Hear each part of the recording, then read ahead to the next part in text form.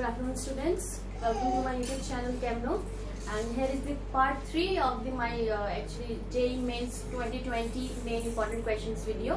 So इससे पहले जो दो वीडियोस मैंने डाले हैं उसमें important questions डाले हैं JEE Mains 2020 के. Now this is the third part of that video. Fine. The first question is for the following reaction. आपको एक रिएक्शन गिवन है जिसमें आपको ब्रोमोप्रोपेन गिवन है और एक न्यूक्लियोफाइल गिवन है Z नेगेटिव, और वो उसकी दो रिएक्शंस गिवन है कि एक तरफ एक बार ये सब्स्टिट्यूशन जा रहा है, दूसरी बार एलिमिनेशन जा रहा है, और आपको Z नेगेटिव न्यूक्लियोफाइल्स गिवन है. एक बार ए गिवन है आपको इथॉक्साइड, दूसरी बार आपको गिवन है ब्यूटॉक्साइड. फाइन. टर्जरी ब्यूटॉक्साइड गिवन है आपको. तो आपको ये बताना है कि इन चारों ऑप्शन में से करेक्ट क्या होगा. आप देखते हैं ऑप्शन में हमें म्यू की वैल्यूज गिवन है और के ई गिवन है. के इज बेसिकली दी के आपके क्या है, के एस एंड के ये रिस्पेक्टिवली रेट कांस्टेंट. ये दोनों आपके इक्वेशंस के रेट कांस्टेंट है for the substitution and elimination. And जो यू की वैल्यू है this mu is equals to K S upon K E. मतलब अगर आप सब्स्टिट्यूशन के रेट को एलिमिनेशन के रेट से डिवाइड कर दें तो आपका क्या आएगा, म्यू आएगा. तो आपको करेक्ट ऑप्शन बताना है कि इन चारों में से करेक्ट क्या होगा. तो अब हम दो न्यूक्लियोफाइल्स गिवन है, क्योंकि एक बार ए गिवन है एक बार बी गिवन है, तो हम दोनों के रिस्पेक्ट में म्यू की वैल्यू निकाल लेते हैं, एक बार ए के लिए एक बार बी के लिए. तो चलो when we consider nucleophile A nucleophile आपका बल्कि नहीं है बट बी वाला न्यूक्लियोफाइल आपका बल्कि है. तो ए वाला जो न्यूक्लियोफाइल है बल्कि ना होने की वजह से ये सब्स्टिट्यूशन रिएक्शन ज्यादा प्रेफर करेगा as compared to the elimination.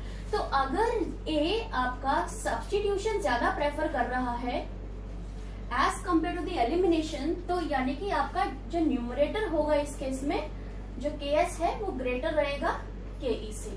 के एस ग्रेटर रहेगा के ई से, तो इट मीन्स म्यू ए की वैल्यू आपकी 1 से बड़ी रहेगी. ये आपकी 1 से बड़ी रहेगी. और अगर आप कंसिडर करते हैं बी न्यूक्लियोफाइल को कंसिडर कर रहे हैं, अब ये बेस है क्योंकि बल्कि न्यूक्लियोफाइल है, तो ये बेटर क्या करेगा कि ये बेसिकली हाइड्रोजन आयन लेके एल्किन बनाने में ज्यादा प्रेफर करेगा. यानी कि अब बी आपको एलिमिनेशन ज्यादा देगा as compared to the substitution. तो अगर बी एलिमिनेशन दे रहा है, अब हमें पता है म्यू की value again what, K S upon K E. अब इस केस में एलिमिनेशन ज्यादा है as compared to the substitution, तो यानी कि म्यू की वैल्यू 1 से क्या होगी, छोटी होगी. म्यू की वैल्यू 1 से छोटी होगी किस केस में, बी के केस में. और ए के केस में म्यू की वैल्यू 1 से बड़ी होगी. तो बड़ा वैल्यू किसकी हुई, म्यू की. ए के लिए ए की बड़ी हुई, यानी कि mu A is greater than mu B अगर हम ए और बी को कंसिडर करें. चलो अब म्यू ए और म्यू बी ग्रेटर हम देखते हैं. फर्स्ट ऑप्शन वाला, इसमें भी म्यू ए ग्रेटर है म्यू बी से, सेकंड में नहीं है, थर्ड में भी ग्रेटर है, फोर्थ में नहीं है. अब फर्स्ट और सेकंड ऑप्शन के आगे पार्ट पर चलते हैं. अब ये कह रहा है कि फर्स्ट ऑप्शन में दैट योर के ई ए is greater than ke b. It means rate constant of elimination for a is greater than rate constant for elimination of b. ये कहने का मतलब ये है कि a जो है एलिमिनेशन ज्यादा प्रेफर करेगा as compared to the b. और थर्ड ऑप्शन में बोल रहा है कि जो b है वो एलिमिनेशन ज्यादा प्रेफर करेगा as compared to the a. तो इट मीन्स अब क्वेश्चन के अकॉर्डिंग अगर हम b को कंसिडर करें, एलिमिनेशन में b को कंसिडर करें और हम ए को कंसिडर करें, तो ए और बी में से एलिमिनेशन बी ज्यादा प्रेफर करेगा क्योंकि बल्कि बेस है. तो अगर बी एलिमिनेशन ज्यादा प्रेफर कर रहा है तो यानी कि के ई जो हमारा बी है बेसिकली ये आपका ग्रेटर रहेगा के ई ए से, बिकॉज बी बल्कि बेस है, ये एलिमिनेशन प्रेफर करेगा.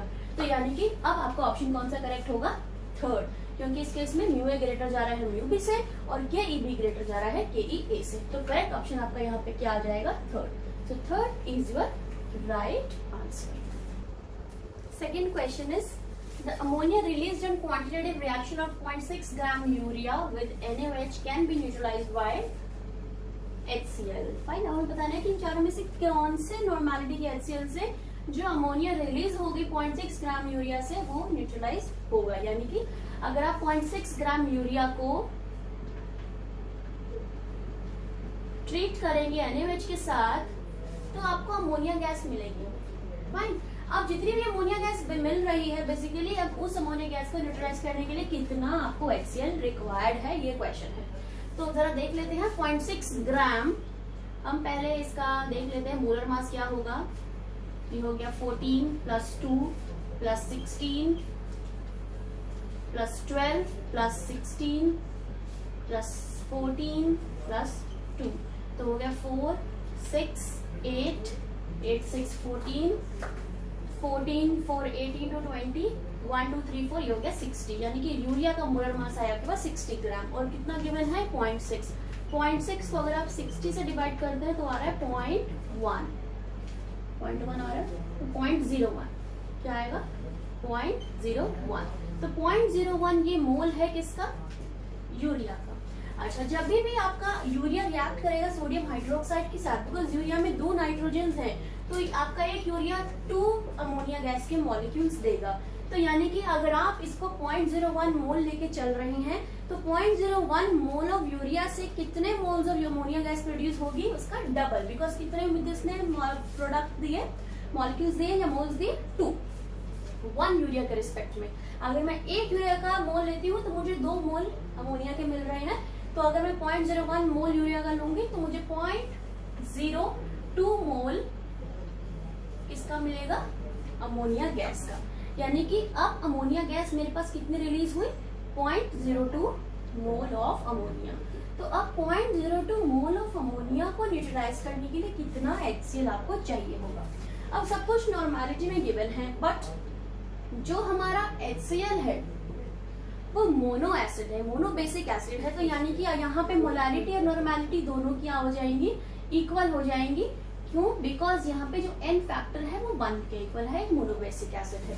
तो अब यहाँ अमोनिया भी क्या है, एक तरीके से लोन पे, एक ही लोन पे डोनेट कर सकता है, ठीक है, मोनो एसिड बेस है ये, मोनो एसिड बेस। फाइन, यहाँ पे आपका N फैक्टर 1 है, तो दोनों में मोलैरिटी नॉर्मेलिटी आपकी सेम हो गई। तो यानी कि अगर 0.02 मोल अमोनिया मेरा रिलीज हो रहा है तो इसको न्यूट्रलाइज करने के लिए भी 0.02 मोल HCl ही रिक्वायर्ड होगा, बिकॉज ये भी मोनो बेसिक एसिड, ये मोनो बेसिक एसिड है और ये मोनो एसिड बेस है। फाइन, तो इट मींस अब 0.02 मोल अमोनिया रिलीज हुआ है, इसको न्यूट्रलाइज करने के लिए 0.02 mole of HCl he required है। तो इन चारों में से हम निकाल के देख लेते हैं कि इन चारों में से किसकी वैल्यू 0.02 मोल के इक्वल आएगी। यहाँ पे गिवन है आपको वॉल्यूम, यहाँ गिवन है नॉर्मेलिटी। जब हम नॉर्मेलिटी इंटू वॉल्यूम करते हैं तो हमारे पास आता है नंबर ऑफ मोल्स। तो जहां भी जिस ऑप्शन में नंबर ऑफ मोल्स आपके 0.02 के इक्वल आ जाएंगे, वहां पे उतने ही एसिड हमें रिक्वायर्ड होगा अमोनिया को न्यूट्रलाइज करने के लिए। कैलकुलेट करके देख लेते हैं। अब यहाँ पे आया आपका फॉर्मूला होगा N इंटू वी फॉर्मूला रहता है, बट अगर आपका वॉल्यूम ml में गिवन है तो हम इसे 1000 में डिवाइड करेंगे ताकि वो लीटर में हो जाए। फाइन, क्योंकि अगर आप ml के स्टेप में करेंगे तो आपको मिलीमोल्स आएंगे, लेकिन हमें क्या चाहिए, मोल्स चाहिए। फाइन, तो अब हम देख लेते हैं 200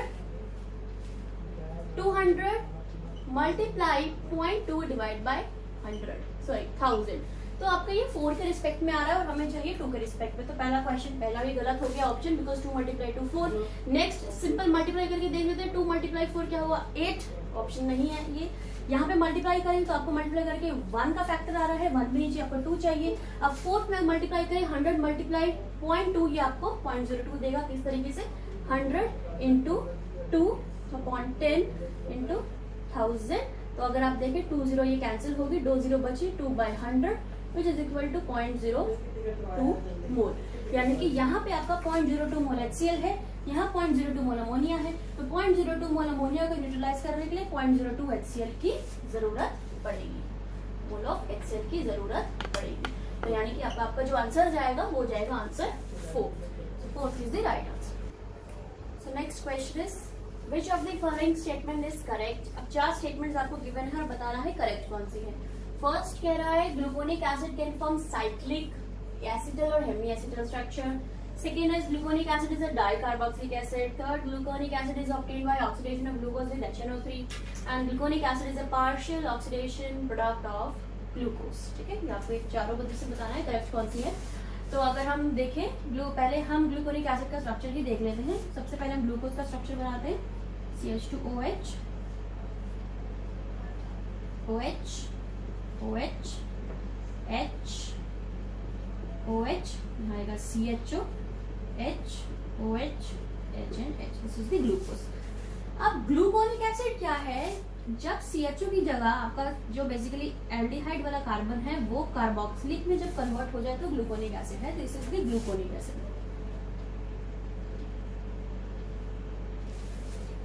अब ये बता रहा है कि gluconic acid can form cyclic acetal और हेमी एसिटल स्ट्रक्चर। तो ये रॉन्ग है, बिकॉज एसिटल और हेमी एसिटल स्ट्रक्चर के लिए यहाँ पे या तो एल्डिहाइड चाहिए या कीटोन चाहिए, ना तो ये एल्डिहाइड ग्रुप है ना कीटोन ग्रुप है। तो यानी कि फर्स्ट तो आपका रॉन्ग हो गया। सेकंड बोल रहा है gluconic acid is a dicarboxylic acid, ये भी रॉन्ग है, बिकॉज ये मोनो कार्बोक्सिलिक एसिड में डाई नहीं है, नीचे CH2OH है, ऊपर COOH है। थर्ड बोल रहा है gluconic acid is obtained by oxidation of glucose with HNO3।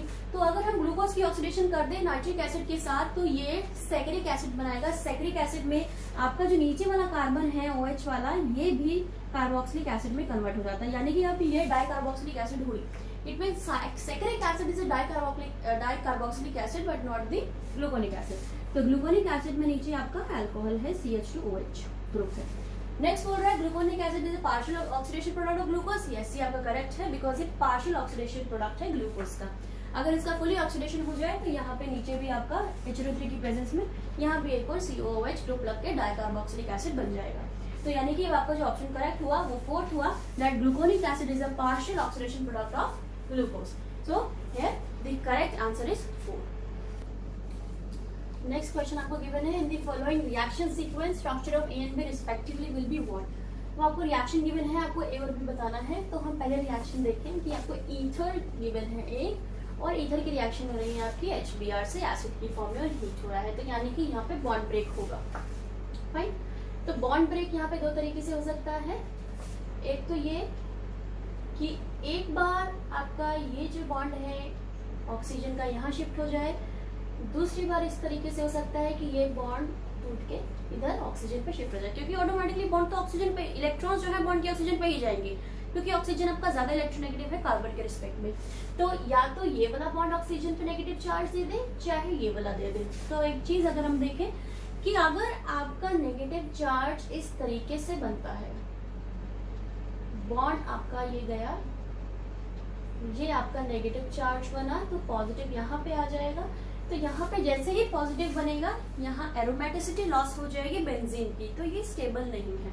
तो यानी कि यहाँ पे अब हम अगर दूसरी तरीके से बॉन्ड को ब्रेक करके दिखाएं कि अब आपका जो ऑक्सीजन था वो यहाँ नेगेटिव चार्ज लेके यहाँ पॉजिटिव बना दे, तो ये यहाँ पे आपका जो फिनॉक्साइड आयन बनता है ये ज्यादा स्टेबल है as compared to the phenyl carbocation. तो यानी कि बॉन्ड ब्रेकेज इस तरीके से होगी कि आपका जो ये वाला बॉन्ड है ऑक्सीजन पे, यहाँ पे ऑक्सीजन पे वो इलेक्ट्रॉन्स को देके, और कार्बोकेटायन आपका जो बनेगा वो इधर कार्बन पे बनेगा।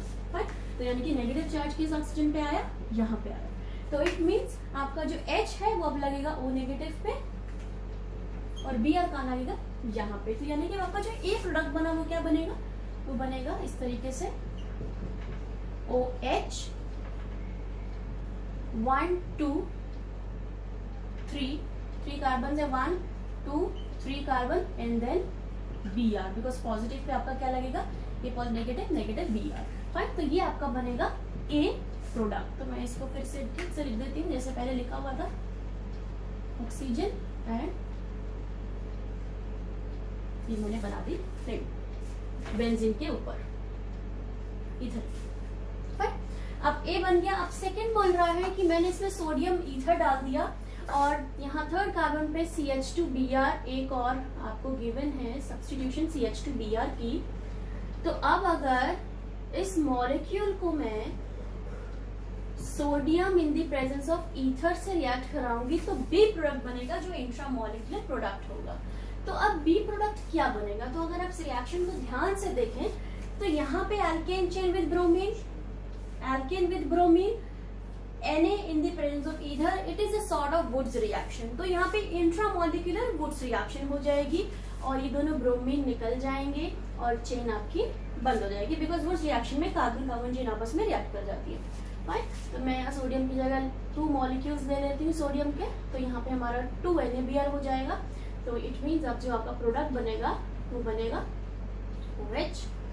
ये ब्रोमीन गया और ये ब्रोमीन गया, तो इस कार्बन और इस कार्बन ने आपस में एक बॉन्ड बना लिया। तो देख लीजिए कितने कार्बन है, 1 2 3 एंड 4 कार्बन है, 1 2 3 एंड 4। ये आपकी रिंग बन गई और आपका NaBr एज अ प्रोडक्ट निकल जाएगा।